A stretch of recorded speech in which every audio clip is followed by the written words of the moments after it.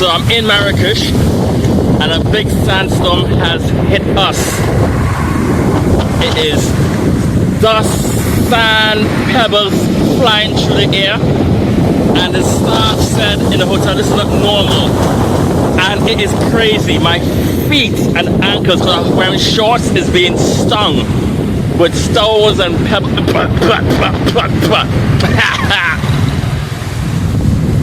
That was white. Look at my skin.